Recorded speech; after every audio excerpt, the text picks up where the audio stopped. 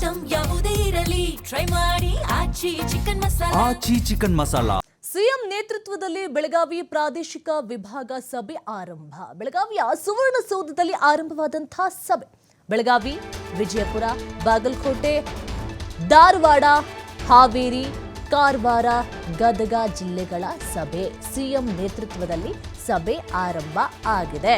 ಬೆಳಗಾವಿ ಪ್ರಾದೇಶಿಕ ವಿಭಾಗ ಸಭೆ ಆರಂಭ ಆಗಿದೆ. ಬೆಳಗಾವಿಯ ಸುವರ್ಣಸೌಧದಲ್ಲಿ ಆರಂಭವಾದ ಸಭೆ.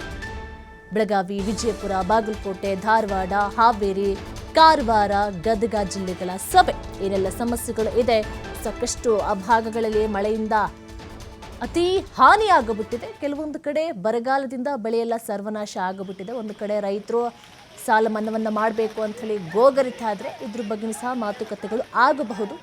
ಸಾಕಷ್ಟು ರೈತರು ಬೇಡಿಕೆ ನೀಡುವಂಥ ಸಾಧ್ಯತೆಗಳು ಸಹ ಇದೆ. ಯಾಕಂತ ಹೇಳಿದ್ರೆ ಮೊದಲ ಬಾರಿಗೆ ಸಿಎಂ ಆದ ನಂತರ ಬೆಳಗಾವಿಗೆ ಬರ್ತಾ ಇರೋದು. ಹಾಗಾಗಿ ಸಾಕಷ್ಟು ನಿರೀಕ್ಷೆಯನ್ನು ಇಟ್ಕೊಂಡಿದ್ದಾರೆ ಜನ. ಬೆಳಗಾವಿಯಲ್ಲಿ ಇವತ್ತು ಜಿಲ್ಲಾ ಪ್ರಗತಿ ಪರಿಶೀಲನಾ ಸಭೆಯನ್ನ ನಡೆಸ್ತಾರೆ. ಆಲ್ರೆಡಿ ಆರಂಭ ಆಗಿದೆ.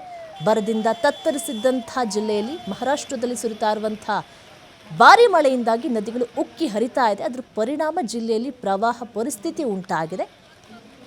ಇದರಿಂದಾಗಿ ಬೆಳೆಗಳೆಲ್ಲ ಸಹ ನಾಶ ಆಗಿದೆ.